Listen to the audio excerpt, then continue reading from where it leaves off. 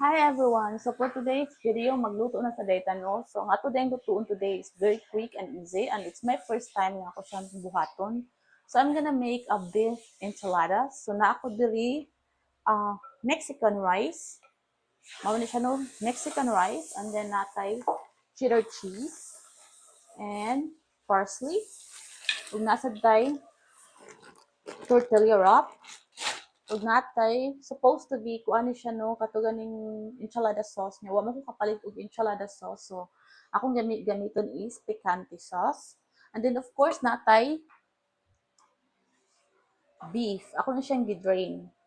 So mag-start na ta og luto no, magkuan ta sa ato ang pan o pat di ay pat atong ganito.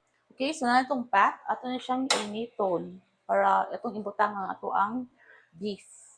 Anyway, ang Canadian Mexican rice no na siya baligya nga kana ganing gikuan na siya nang wrap nang giputos na siya ba niya imo na lang siyang initon while preparing niya. Pwede ra sa ka magbuhat og imuha.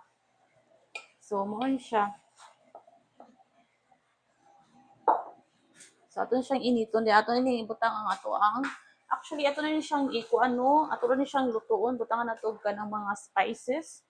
Kay mas lami siya kung na siya spices. Maura ni siya kay after this so ato ni siyang i-mix sa ato ang kuan.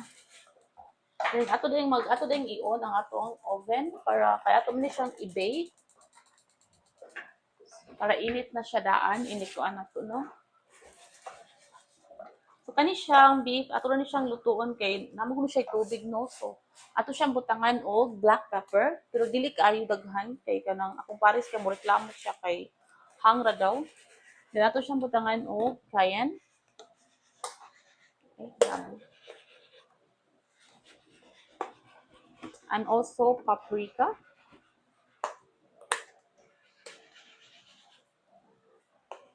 Maura ni siya itong ibutang. Then later on, ato din siyang butangan og beef cubes para na siya lasa-lasa siya no. Maura gini siya no, ato na siyang kuanon para din atong i-drain ang iyahang excess oil. Kung naamang gani siya oil para dili siya magkuan ini-grap na to sa tortilla. Then ato na siyang butangan og beef cubes. So ato na ibutang atong beef cubes.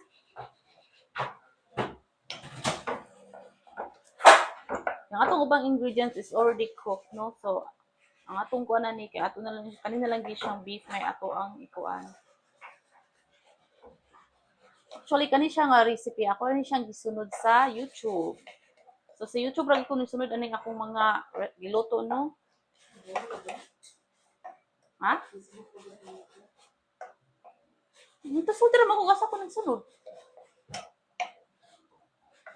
So anyway, ato nanggawas na iyang water. So ato lang siyang pabuton nga ang water niya mo hubas na siya. Then let's see kung nga ba siya excess oil. So while waiting sa akong beef nga maluto no, magwa sa ko og salad. Kanira siya, tomato, tawag niya, lettuce, and cucumber. Kay ganahan ko mukaon niya with this kuan salad. So ako siyang i-prepare while waiting sa ako ang beef nga maluto. So ato nang i-check atong meat no. So luto na nga atong beef. Luto na siya but sadly naldud siya oil. So ato siyang i-drain. Una na to siya ibutang sa ato ang mixture. Ito yung mix ako. Ato siyang i-drain ang oil niya. Una na to siya i-mix. So ako nang na-drain ang akong beef. So ako na siyang i-mix diri sa ako ang rice. Okay, ako na siyang i-mix.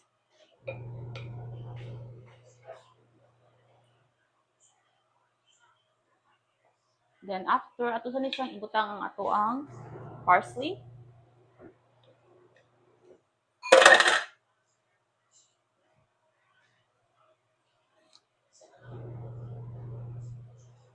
Then ato siyang butangan og gamay nga cheddar cheese. Kani siya, ako ara ni siya nga version sa enchilada. Then dahil man ninyo pamaagi. Ako siyang gisunod sa YouTube, pero wala na gid nako sudla ang kanang entire nga ako ano sa YouTube kay naay mga gipambutang lang nga I don't like.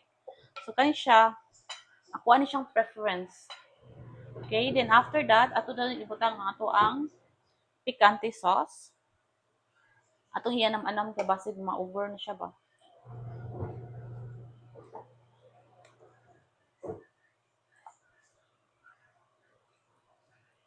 Okay.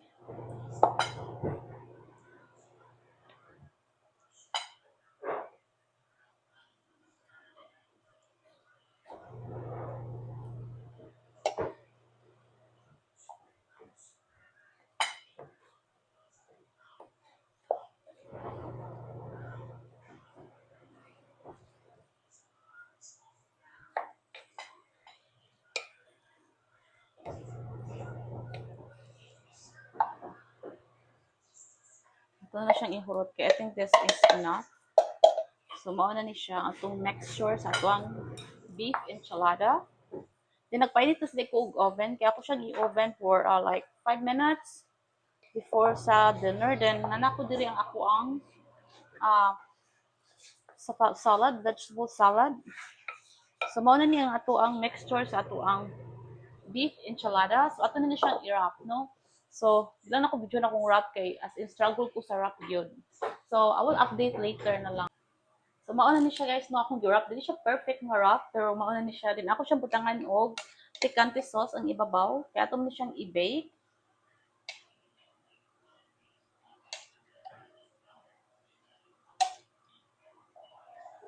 Like I said, ako ani siyang own version. Ako lang siyang butangan kay lami magud ang kani siya nga sauce. Picante sauce, I don't know, I like it.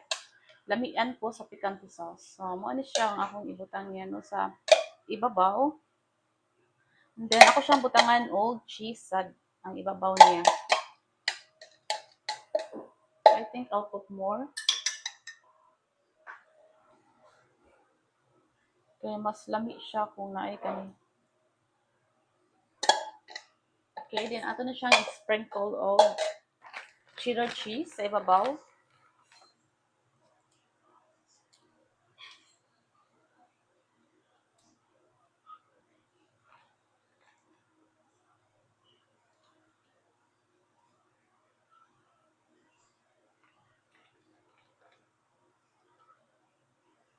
So, mao ni siya. Then, ato na siyang isud sa oven. Ato siyang ipamelt lang ang cheese, no? Then, okay na siya. Ready na siya for our dinner. So, while waiting po kung ano niya nga melt siya, then I'm gonna finish sa ako tuwaso ng ako ang vegetable salad. So, while nagpaabot ano sa tuang kanang beef enchilada, ang ato na i-mix ang ato ang salad. Ato siyang butangan, ako siyang butangan daan og Thousand Islands na dressing. Ako na siyang i-mix para inigkaon na mo ditso na ba.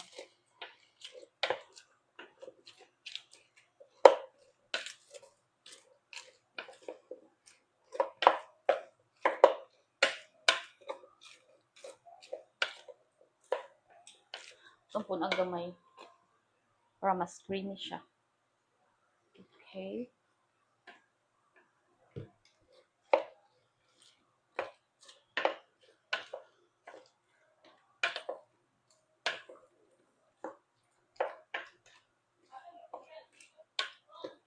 So, mao na siya, no?